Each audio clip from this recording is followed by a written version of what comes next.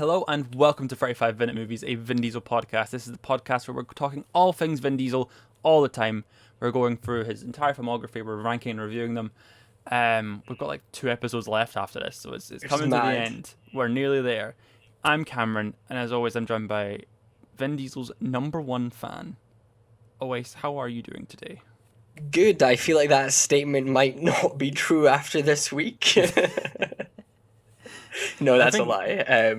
I think the strain is starting to show now. I think Yes. after watching some of these movies today, I think we're starting to question ourselves. But I think our faith will never die.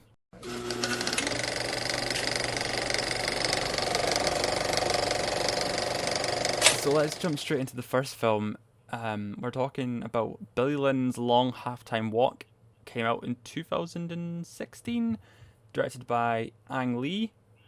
This film is mental in the fact that it was shot at 120 frames per second in 3D 4K. We didn't get to watch like that. I watched it in 4K 60. You watched it in 4K 24. We didn't have the proper experience we should have. But hey, what did you think of what did you think of the movie? What happened in the bloody movie? Well, it's based on as a very popular sort of best-selling novel. And it's basically the whole story is told from the perspective of Private Billy Lynn, and he's like a 19-year-old who, along with his fellow soldiers, is hailed as a hero after a really harrowing sort of Iraq battle, and sort of held on this sort of pedestal and worshipped. And sort of throughout the course of the film, we see what actually happened in Iraq, and through flashbacks, it sort of revealed what actually went down with his squad. And it's this very sort of fascinating contrast of like how America perceives soldiers and warfare compared to sort of the horrors of it. This film is obviously notorious for the sort of technical experiment it is, which is sort of the biggest part of it. And I was unsure for a while whether or not I was watching it in 60 frames, because Amazon Prime, if you rent it, they have like 2 separate versions. But yeah, I don't think it was. So I'm curious to know, because you're obviously the technical person here. What is that 60 frames like? So it's really, really jarring for the it's supposed to be like the whole Ang Lee thing. I think he was trying to go for immersion. He was trying to go for I guess because of it kind of made sense because he was going for the whole like horrors of war sort of situation, like making it very visceral and very just very real. And I can see why he tried to do it. Obviously, I've never seen this film in 3D, so I can't comment on how well that's like in terms of immersion. But the 60 frames per second, you take about 40 minutes at the beginning. It takes you 40 minutes to sort of get past the fact that you're watching this movie that feels sped up, but in a way, it's just it doesn't feel quite right, and it's due to the fact our brains are really programmed to watch movies at 24 frames. That is just So I was gonna say, default. what's the difference, sort of, between the two? The motion is just much smoother. So the motion is just very much. It looks like everyone's running fast, but at the same time they're running at the right speed. It's very you can see every movement of the face. You can see every movement of the even tiny little movements, like little judders, little. It's just they're. I don't know. It's like watching an old timey movie. You know, sometimes they speed up the old timey movies where like Charlie Chaplin's walking like that, like really quickly or whatever. It feels like that, but in just this weird way. And I have the 4K Blu-ray mainly just because I wanted to see what this movie was like in 60 frames. Like that was it. I wanted to see what it was like, and I mean, it's just strange. I did the same with Gemini Man as well. Ang Lee directed Gemini Man. He did the exact same camera system he did for Gemini Man. He did for this, and I showed my parents Gemini Man in 60 frames. We watched that as a movie night, and it was very off-putting for all of them. They just complained the entire 2 hours. So I can't imagine what this was like. But I don't think this adds to this film that much as Ang Lee thought it did. But props to them for experimenting with these cameras and that. But the experiment failed, in my opinion. But I mean, I would kill to see the 4K 3D version, the 4K 100, because I know what annoyed me the most is when Gemini Man came out. We were in London, okay? Yeah. The Dolby Cinema had the capabilities of showing Gemini Man at 2K 3D 120 hertz, and it was being used for the London Film Festival. So yeah, because I remember we we talked about that because we were trying to book tickets for it. I remember. Yeah. But yeah, it's weird because, you know, I think Gemini Man is the story that maybe works better for, and I think with the special effects and stuff, obviously with sort of Will Smith and sort of de-aging him, this is definitely a strange story to use it for. I only watched it in 24, but I can't imagine the difference it would make to the sort of experience you have, other than maybe making it worse, because it's in that sense discomforting. Although then maybe that adds to, I don't know. It's the home movie. It's a weird one as well. Like it's the home. Yeah. It's like the home video kind of like like it feels like a video that was shot like at home, like someone on like just a camcorder. Your mum's coming to film you unwrapping your birthday presents, kind of shit like that. And I guess that adds a level of realism, but it's that. What about as a film overall? Like I know we both struggled to get through. We had to watch the rest. I had to split it across two parts. I know you had to split it off two parts as well. Like, what do you think as a film? Because it is really slow, and it is, and I think that was my issue with it. It's that it, you know, I completely get what it's going for, and I appreciate that, and I appreciate when films dig into that. I love war films that sort of, you know, show the sort of harrowing nature of war and sort of compared to the way people perceive it, because, you know, Americans, I mean, I think everyone has this sort of rose-tinted glasses view of war, you know, as this sort of macho, tough thing. And to then sort of see the two side by side, it's fascinating, but it's a bit slow, sadly. And I think that's what lets it down is the sort of pacing issue and the fact that it's just a little bit boring, I find. Yeah, and the characters just never seem to grab you either. Like, it doesn't really... Like, Billy doesn't seem... Like, mad respect to him, because there is a couple scenes where he is... Joe Alwyn is really incredible. But it just never seems to just kind of get your hooks in you. And I feel like if it got your hooks in you early on, you'd be willing to give it much more of a chance later on as it gets a bit slower and you get more reviews and all that. But, I don't know. And the cast is really hit or miss. Like, Kristen Stewart, not at her best. I don't know what happened. Yeah. She's usually a great actress, but I've not got a clue what happened there at all. Steve Martin shows up. What the fuck happened? Yeah, I was gonna say it's so bizarre as well, because you don't expect him to be in a movie because this is his first like live action role since you know, since like The Big Year, and which was in like 2011. So sort of big space of time. I think what took me out of it is the fact that they're obviously going for the sort of realism with, you know, the sort of 60 frames and stuff, but it feels so Hollywood in terms of like the camera movements, in terms of the framing. Like, it feels very much like you're watching a movie. And you know, it's actually a fun fact. I didn't realize until you mentioned it. I didn't realize this was in 3D, or it was supposed to be in 3D. However, when I was watching it, because there are shots where you're like, oh, okay, that seems like, you know, the kind of shot they would throw into like a 3D movie where, you know, things are like coming out the screen. That makes so much sense now that you say that. Yeah.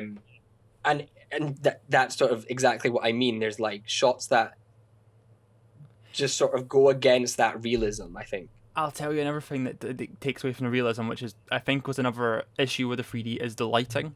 Everything feels really overly lit. And there's no color. It's all natural color. It's not even natural color grading. It's almost just like the stock camera. Like, there's no color grading whatsoever. They've not done anything to the movie. They've just taken the raw footage out of the camera, turned up the colors, and just made it not too real, but just too colorful. It just feels too colorful. You know, it really doesn't work in the movie. But the lighting is one of the things I think from the 3D, where they've tried to make the 3D you can work better because 3D works better in better lighting conditions.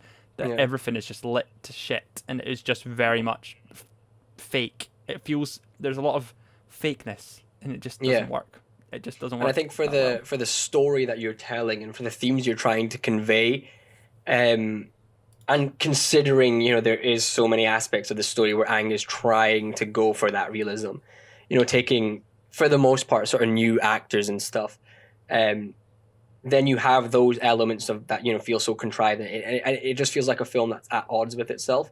And you talk about the colors. I did message you being like, why are his lips Yeah. so red? In like one of the early scenes, Billy Lynn's lips are just so red. Like it's so obviously. And then I think I was reading a review like last night, which was like, just about the sort of 60 frames a second, and someone was like, the issue with it is you can see the makeup on the characters and the actors, and I was like, that's so interesting because it's the sort of thing that like it's a small detail, but that could really sort of ruin the immersion of it. Weirdly, he definitely got better with the implementation of it in Gemini Man. I know I keep mentioning Gemini Man, and I know it's a completely different film, but I feel like they're almost part of like one and the same. I feel like Ang has been doing this long experiment into try and make it work, and I think that's one of the things. That's like one of the things that progressed better is that you can't see the makeup and everything. Gemini Man is still lit to shit. It's still completely just over the top and overly lit, but it's better in that regard, where they've seemed to realize the whole you can't miss anything in that 4K detail. Fun fact about 4K detail, I was reading on the IMDb like we always do. The raw footage for this, for the raw footage that was filmed for this film, topped out at 840 terabytes. No, 500. Was it 840 or 500? I think it was 540. 540 terabytes. 540 terabytes. And the final film on like for the Dolby cinemas and all the cinemas that can do the 120 hertz 3D 4K 84 terabytes, which is absolute insanity. So that's obscene. Like that's actually obscene. It's stupid. But what do you think of Vin? That's what I was going to say. We want to segue into Vin, who plays Shroom. Lynn's like captain. This is commanding officer. Yeah, he's sort of like his like commanding officer. I personally think it was a good role. I know we talked in recent weeks about how he had sort of after I think Find Me Guilty. It was more so the action sort of driven persona, whereas this sort of feels like a bit more of a return to those sort of dramatic, sort of more hefty acting roles, and it was nice to sort of see that. I did. I liked the progression of the character and the relationship with Billy, which was really cool. I think this is probably one of his better roles, at least in the last sort of like couple films we've seen. I think he's really pushing his action chops, and I actually think this is a very Vin Diesel role. He's really perfectly cast in this role, which is great to see. Just the whole. I think there was the great scene where he lines them up just before they go into like a battle, and he's like, "I love you, I love you, I love you." It's just everyone. Let's just move on to rating the movie overall, because I'm really interested to see where you're going to put this as an overall rating. Because I don't think I want to go too low down, but I also don't want to go like too high up, because I do like this movie okay. Like it is interesting in some regards, but it doesn't. It fails at what it does, but I commend it for trying. There was a bit of a meme when you were like logging this movie, like it seemed like all the time on Letterboxd. I don't know. I sort of struggle to finish it. I think there's a lot to like about it in terms of, the story, the sort of performances, the character, sort of what it tries to do. And I think if it sort of streamlined all of that, there is a great film in there.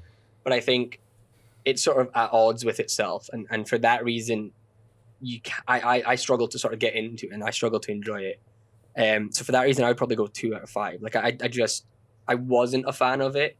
Yeah, I admire it, but I wasn't the biggest fan of it.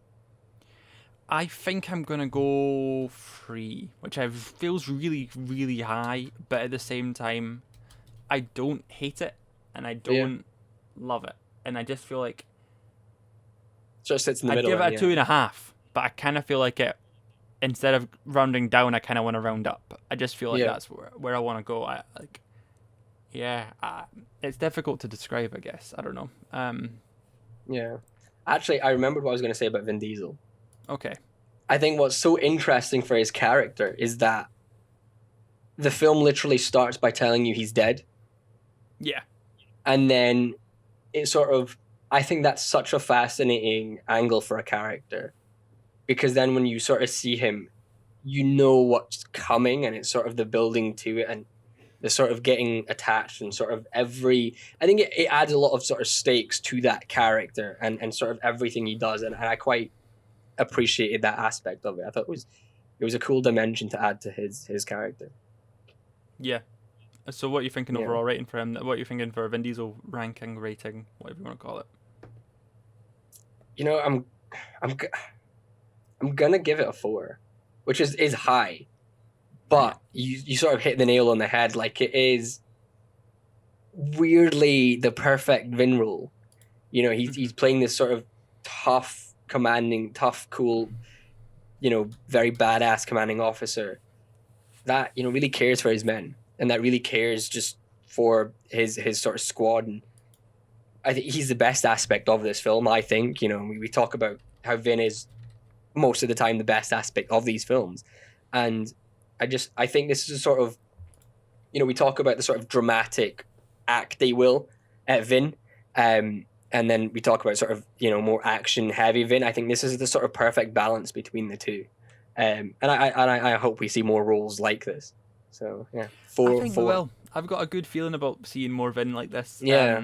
Obviously I think he needs to get the Fast and Furious. I think once the Fast and Furious franchise finishes, I'm curious to see what he does next after that. I know he's trying to launch some other franchise like Bloodshot. I think he's trying to make that a franchise. We'll talk more about that in the coming weeks. I'm gonna have to agree with you though and say 4, because I think this is a perfect Vin Diesel. He's so brilliantly cast. Yeah, it's perfect. Casting. It's a perfect role for him. So yeah, I'm gonna go for a 4, which gives it a 13 out of 20, and that puts it in the top 10. So we can talk about that because we need to place it later on, but we'll see how that happens after we talk about our next movie. I love always doing that. Let's talk about our next movie.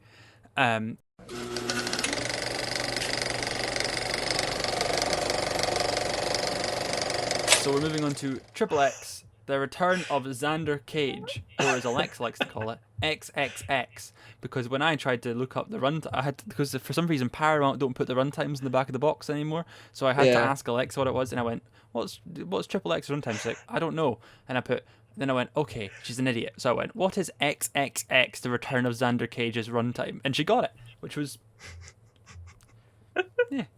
directed by DJ Caruso, 2016 or 17? Was it 17? This was 2017. Yeah, 2017 for this. Early 2017. Lovely. So what happens in this movie? Because I watched this movie. I don't think I even know what the fuck happened in this movie. I watched this last night, and I'm having to use the IMDb page to tell you. Xander Cage obviously was this extreme athlete turned sort of government operative. He's been presumed dead. He's sort of been hiding. However, Gibbons from the first film, who was played by Samuel L. Jackson, who sort of recruited him, he's, you know, mysteriously killed over this sort of technological device called Pandora's box. So Xander Cage is sort of brought back into the fray to, you know, retrieve this device from, you know, this, what IMDb calls a deadly alpha warrior, Zhang, who's played by Donnie Yen. And he basically recruits this sort of team of, like, you know, thrill seekers and adrenaline junkies to sort of go after it. I was not a fan. No, neither was I, to be absolutely honest with you. I think from the first 5 minutes, I knew I wasn't going to like it. Yeah. Because it opens with human product placement. It opens with human product placement. Neymar Jr. shows up. He's not even there to promote a film. He's not there to promote a product. He's not there to promote football. He's there to promote himself. He is just a product placement in human form. And there's like a weird meta joke about him talking to Samuel L. Jackson saying like, oh, he thinks he's applying for the Avengers or some shit like that. Yeah. It's just the weirdest thing going. And then Gibbons is blown up in the first 5 minutes. And you know he's not dead. You know he won't be fucking dead. Because of course he's not. Like, and so it's... But also, can we talk about the fact that, you know, Neymar picks up like a sort of, you know, napkin dispenser and kicks it and like kills a guy with it. It's utterly mental. And then from there on, it gets even weirder. I mean, Toni Collette's in this. What happened, Tony? Can we get the manager on the phone? What the fuck happened here? Like, I would be calling my agent. I'd be very upset. Yeah. That was a weird. She turns bad. I really failed to follow the last. Does she turn? Is she the bad guy in the end? Yeah, so it turns out like Donnie Yen's not the bad guy, and it's spoiler alert, but like it's Toni Collette. Yeah, but why the fuck did she hire them? Why did she hire the XXX gang? Did she think they were gonna fail? Of course they're not gonna fucking fail. Like, yeah, and then you've got a cameo from To be fair, I really liked the cameo from Ice Cube. Yes, I thought that was really good. cool. I thought it was cool. Despite never seeing State of the Union, I do enjoy the fact that Ice Cube showed up. Yeah. It's sequel bait for a fourth one that will it happen? Who knows? Yeah. I think we can hold out hope that will never happen. This is the most upset I've ever been with Vin Diesel in my entire life. Like it is just almost disgustingly like a vanity project in a lot of respects. It's very much the dialogue's very like self-aggrandizing in that sense. It's like, oh, look at me, look at my like muscles, you know, everyone like I love self-aware Vin Diesel more than anyone. Mm-hmm. But this is too much. Like there's literally a scene where he's like after this girl and she's like, no, you're not getting me. You're getting 10 other girls instead, and they're talking about, you know, how stiff he is, and I'm just like, bruh. I did appreciate the return of the fur coat. I thought the fur coat coming back, it was bigger than ever. The furriest fur coat you've ever seen in your entire life. That thing returned, and it returned in style, and I'm happy. I would happily have a spin-off just about the fur coat. I want to know its travels. I want to know where it's gone. I want to know where it's been. The opening where we first return to Xander, he skis off of an electrical tower or something, and then grabs a skateboard and skateboards down a thing, and it's just very, very strange. It's just there's just so much going on in this movie. It's slowly coming back to me, and I'm slowly starting to process everything. I think this is going to be more of a group therapy session. I think we're going to have to just talk through our issues here that have really spawned from this movie and nothing else. I agree. I think it's, you know what? When it started with the Neymar Jr. thing, I was like, okay, a self-aware XXX film could be interesting. And then it continued. And then it kept continuing. And he's making jokes about how awesome he is and how legendary he is and how sort of everyone wants to be him or wants to be with him. And then I'm like, okay, fair. My issue with it is it doesn't feel like a XXX film. Like the self-awareness could work had they blended in the sort of extreme sports aspect of the first film. Aside from that opening stunt, there's not really any extreme. And, you know, these characters are supposed to be like adrenaline junkies. You know, they're supposed to be extreme sport athletes. And we have a lot of that in the first XXX. Why is there none of that in this? I don't understand. Especially being released 2 years after Furious 7, where we had some insane stunts in Furious 7, and almost they could have upped the ante with this. I don't know if it was a budget thing or what, but it was just so quiet. Surely not. It looked like there was a bit of a budget to it. Well, I watched this on a 4K Blu-ray, just not to boast. I watched this on a 4K Blu-ray, and it has, I don't know if it's the HDR or something, or like the high dynamic range, but let me tell you, it has the worst green screen I've seen in my entire life. I also don't think Neymar was there. I wouldn't be surprised. I don't think Neymar was anywhere near Samuel L. Jackson, ever. I wouldn't be surprised. Because if you watch that scene back, I don't think they talk like they're never in the same shot. They're never in the same shot, yeah. And they're never, and even at the end either. Yeah. They're not in the same shot. It's just very odd. Just a very odd movie. I don't think a lot of people were in the same shot. I was querying Ice Cube for a bit being in the same shot, and then I realized no, at the very end they hug or something. They are. So I was like, oh, that's fine. They are. But I was like, oh, maybe Ice Cube's just showing, because what if they hadn't got Ice Cube? How would they have got out of the situation if Ice Cube hadn't arrived? Who would have taken over Ice Cube's spot with the massive grenade launcher to save them? I know. I don't know. It's, you know, there is sort of interesting setup for like it is a franchise I would be interested in seeing sort of how it develops. The fourth film was supposed to be, the sort of X are on the run, and so it was supposed to be like the setup is Ice Cube and Vin Diesel sort of teaming up against the world, sort of like John Wick style, and I think that's cool. And I think the self-aware aspect of it could lend itself really well to this world. Like, imagine a sort of self-aware, silly Mission Impossible. That to me sounds like a pretty cool idea. Exactly. However, my issue with this is it's too much of that. Like, it's too self-aware to the point of just, it's like it's too self-aware to the point it's just not funny, and it's like feels like a parody. Feels like an unfunny parody. That's the word. Yeah, it's so self-aware that it becomes parody, and that's when I think the film sort of suffers. Yep, I agree. I could rant about it for about 6 more hours, but I feel like we should move on to rating this movie, which I want to start off with a big fat 1. Thank you very much. That's where I'm gonna sit the overall ranking of this guy. Yeah, I'm gonna join you there. I was sitting at a 2, and that was a sort of generous 2, but like that was last night, and then I sort of wake up and I'm like, I didn't like, and I have to admit, I didn't even like Vin Diesel in this. Like, I think that's a 1 too. I don't know if that's a 1 as well, because he doesn't feel like Vin Diesel. He's doing a Han Solo impression as well. Yeah. Like, what's that about? Like, I don't know, man. Do you know what it feels like? Do you remember those sort of parody movies like Disaster Movie and Scary Movie and stuff? Yeah. It feels like a Scary Movie impersonation of Xander Cage and Vin Diesel. And those were obviously like really sort of hammed up, obviously they were parody. And it feels like that. It feels like this performance belongs in like a Scary Movie where it's taking the piss out of Xander Cage.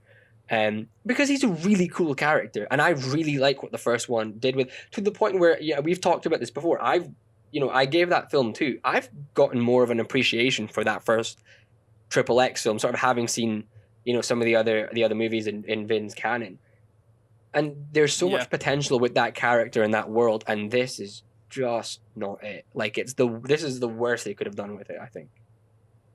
So, yep. 1's all around then, I'm guessing that's a 4 out of 20, which is worse than a man apart. It's the worst than a man apart, so we have really screwed it up.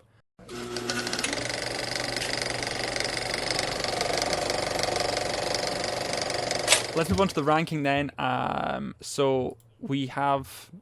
It's shaken up a little bit, I guess. It's not too much changing other than the bottom film.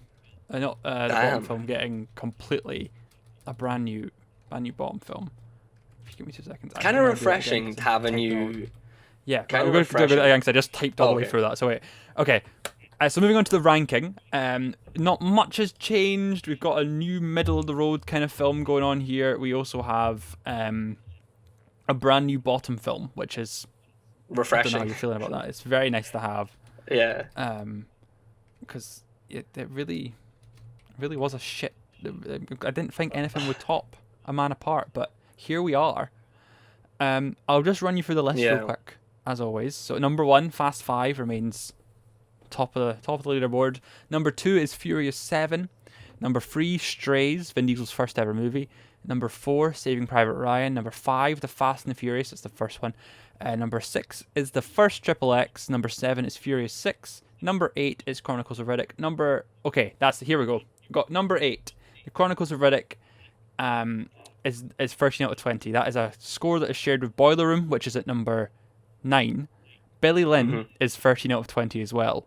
Where are you wanting to put it? Do you want to put it in between Chronicles of Riddick and Boiler Room, above Chronicles of Riddick, or below Boiler Room? Below Boiler Room.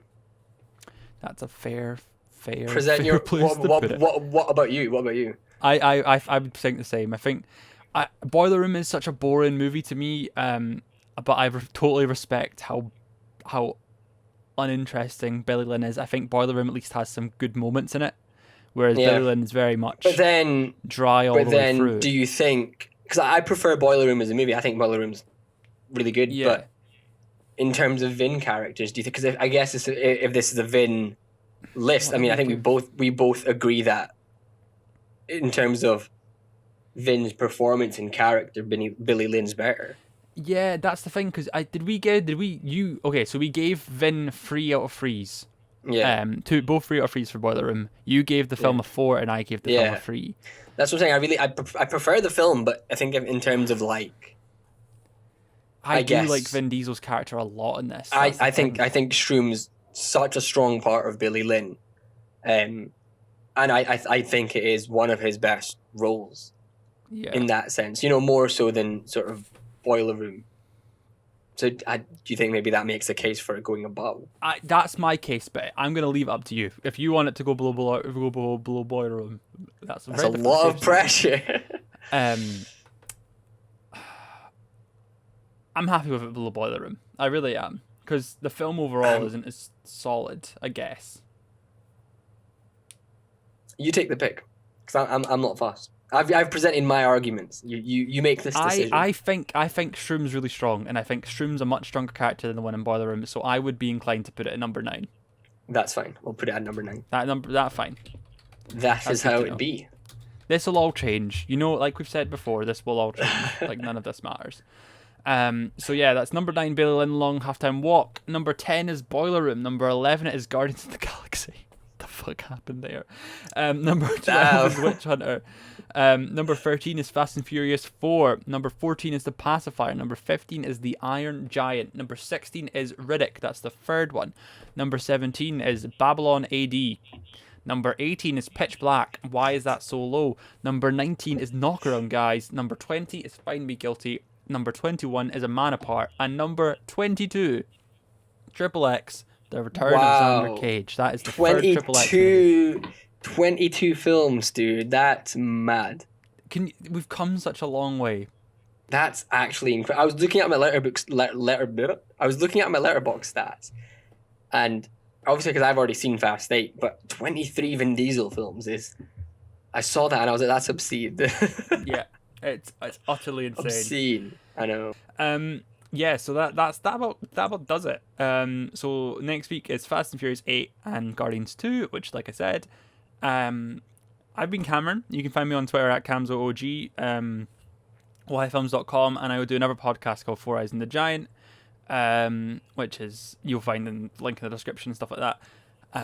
It's a podcast I do with Jordy Steele. We talk about just a nerdy topic every week, and then kind of just general, what have we watched this week? How are we feeling?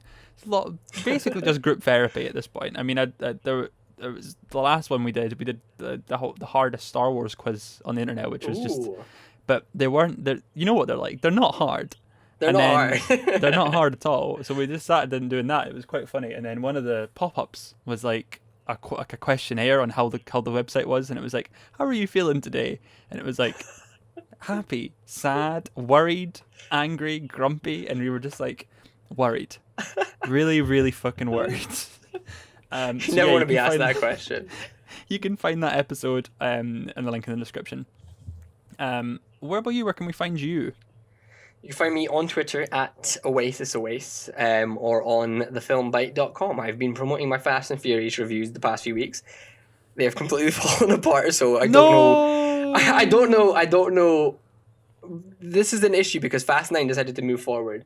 Also, I refused to watch Tokyo Drift, so I'm behind. So I don't know what review I'll be on by the time this episode comes out. 5. Hopefully they're still going. 5. Hopefully they're still going. I told you, you eject Tokyo Drift and Hobbs and Shaw. Just get rid of them. It's true. Just do mainline Fast films and then do Hobbs and Shaw when you can be asked. When the Blu-ray for Fast 9 comes out, you can do Tokyo Drift and Hobbs and Shaw if you really want to. I was chatting to Cameron about it. I fell behind because I didn't watch Tokyo Drift, because I didn't want to watch Tokyo Drift. And then they pulled the release date forward to Fast 9, and suddenly I had to rejig the whole. So I'm not considered it yet. But the best bit is you've watched all the other Fast and Furious movies. You could just write the reviews for the other Fast and Furious movies and just see what happens. Like, yeah, I've seen all of them in the past week or two. So, oh god. Yeah, get on it. Can you tell I hate Tokyo Drift? Not at all. Check the link in the description to see if he has actually done any of the reviews when this goes up. This will go up the week after we record them, so Tomorrow's the 28th. This will be the 4th. So we'll see. We'll see how you've done. Okay, we're judging. We're judging. True. So that about wraps up. We'll see you all next week for Fast and Furious 8 and Guardians 2. So we'll see you then.